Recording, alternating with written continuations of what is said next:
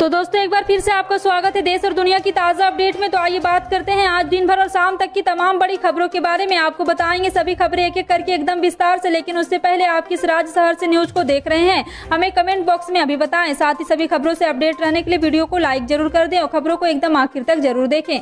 दोस्तों आज का लाइक टारगेट है 1000, आशा करते हैं आप इसे पूरा जरूर करेंगे। तो चलिए फिर फटाफट से लाइक करते हुए जान लेते हैं दिन भर की 25 बड़ी खबरों को। भाजपा को लगा झटका, पूर्व सांसद की पुत्रवधू कांग्रेस में शामिल, 56 लोगों ने एक साथ छोड़ी पार्टी। पूरी जानकारी आपको विस्तार से देंगे, वीडियो को अंत तक जरूर देखें।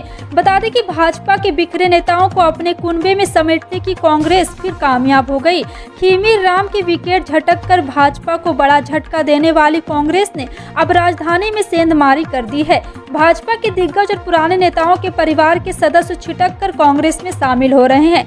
मंगलवार को एक साथ 56 लोग कांग्रेस में शामिल हुए। इनमें सबसे बड़ा नाम पूर्व भाजपा सांसद और विधायक बालक राम कश्यप की पुत्रवधू उर्मिला कश्यप का है। भाजपा में जीवन खपाने वाले नेता की पुत्रवधू को कांग्रेस में लाकर पार्टी एक बार फिर बड़ी जीत का दम भर रही है। कांग्रेस प्रदेश अध्यक्ष प्रतिभा सिंह ने कहा है कि पार्टी की नीतियों से लोग सहमत है। भाजपा का कार्यकाल सब देख चुके हैं। पार्टी की बेहतरी में पूरा जीवन लगा देने वाले नेताओं की घोर अनदेखी सत्ता सुख भोगते हुए भाजपा ने की है। अब यही नेता भाजपा में घुटन महसूस कर रहे हैं। उन्होंने कहा है कि विधानसभा चुनाव में बहुत से लोग या तो सीधे तौर पर कांग्रेस में शामिल हो जाएंगे या फिर गुपचुप तरीके से कांग्रेस का समर्थन जरूर करेंगे। उत्तर प्रदेश के मुख्यमंत्री योगी आदित्यनाथ को बम से हमला करने जाने की मारने की धमकी दी गई। यह धमकी पुलिस कंट्रोल रूम 112 के व्हाट्सएप पर भेजे गए मैसेज के जरिए दी गई। धमकी देने वाले ने अपना नाम शाहिद बताया और कहा है कि 3 दिन में बम से उड़ा दिया जाएगा। जिसके बाद पुलिस ने सुशांत गोल्फ सिटी कोतवाल से इस संबंध में FIR दर्ज करा दी गई। पुलिस प्रशासन और खुफिया एजेंसी इस मसले पर जांच कर रही है। कंट्रोल रूम यूपी 112 के ऑपरेशन कमांडर सुभाष कुमार ने FIR दर्ज कराई है कि 2 अगस्त शाम को ऑपरेशन इंटरनेट मीडिया के व्हाट्सएप नंबर पर मैसेज किए जाकर CM योगी को 3 दिन के अंदर बम से उड़ा देंगे। सुभाष ने इसकी जानकारी संप्रेषण अधिकारी अंकिता दुबे को भी दी है। राजधानी दिल्ली में एक बार फिर कोरोना की डराने वाली रफ्तार ने सरकार की भी चिंता बढ़ा दी है। मुख्यमंत्री अरविंद केजरीवाल ने मंगलवार को कहा है कि दिल्ली में कोविड के मामले बढ़ रहे हैं, लेकिन अभी घबराने की जरूरत नहीं है क्योंकि ज्यादातर नए मामले हल्के प्रकृति की है। केजरीवाल ने कहा है कि उनकी सरकार स्थिति पर पैनी नजर रखी हुई है। मुख्यमंत्री ने संवाददाताओं से कहा है कि कोविड के मामले बढ़ रहे हैं, इस पर नजर रख रहे हैं और जो भी जरूरी कदम उठाए जाएंगे, लेकिन ज्यादातर मामले हल्के हैं और घबराने की जरूरत नहीं है। राजस्थान के मुख्यमंत्री अशोक गहलोत ने एक बार फिर से मंगलवार को केंद्रीय सड़क और परिवहन मंत्री नितिन गडकरी से बात की और जोधपुर में एक एलिवेटेड रोड के निर्माण की मांग की। नितिन गडकरी ने राजस्थान के CM के प्रस्ताव को स्वीकार कर लिया। गहलोत ने कहा है कि सड़क को national highway authority of India के सौंप दिया गया है। राजस्थान के मुख्यमंत्री ने ट्वीट किया, जोधपुर में बनने वाली एलिवेटेड रोड को लेकर केंद्रीय सड़क परिवहन और राजमार्ग मंत्री नितिन गडकरी से वार्ता हुई। मुझे प्रसन्नता है कि मेरे आग्रह को स्वीकार करते हुए इस एलिवेटेड रोड को काम NIHAI ने अपने हाथ में लिया है। प्रदेश सरकार ने बजट 2019 से 20 में इसकी DPR बनाने की घोषणा की थी।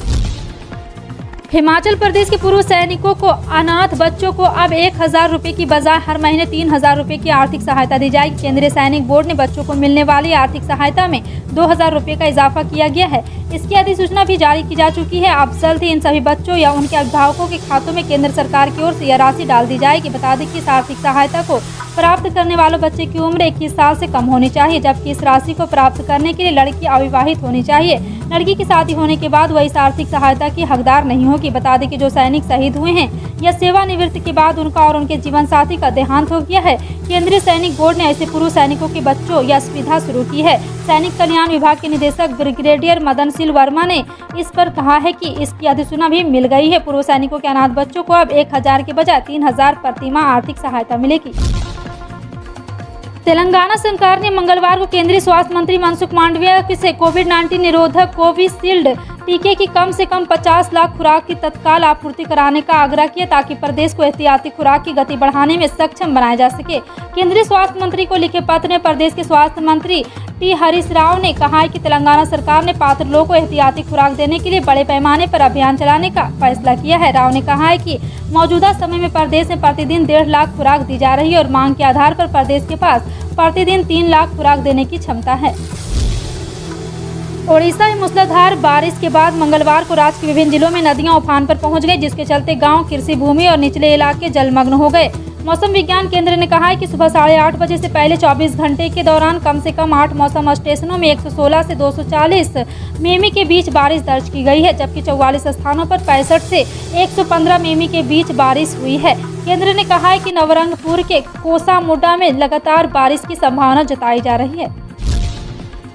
दिल्ली में कोरोना वायरस संक्रमण के 1372 नए मामले सामने आए, जबकि संक्रमण से 6 लोगों की मौत हो गई। राष्ट्रीय राजधानी में संक्रमण दर बढ़कर 17.85% हो गई, जो 21 जनवरी के बाद से सर्वाधिक है। स्वास्थ्य विभाग के आंकड़ों में ये जानकारी दी गई। उक्त आंकड़े 7 अगस्त के हैं। स्वास्थ्य विभाग ने सोमवार को दैनिक स्वास्थ्य बुलेटिन जारी नहीं किया था। आंकड़ों के अनुसार दिल्ली में अभी तक कोरोना वायरस संक्रमण के 19,70,899 मामले सामने आ चुके हैं। आपका इन सभी खबरों पर क्या कहना है, कमेंट सेक्शन में टाइप करके जरूर बताएं। इसी तरह की पल पल की अपडेट जानने के लिए जुड़े रहें आप अपने हेडलाइंस न्यूज के साथ। मिलते हैं अगली बड़ी खबर में, तब तक के लिए जय हिंद।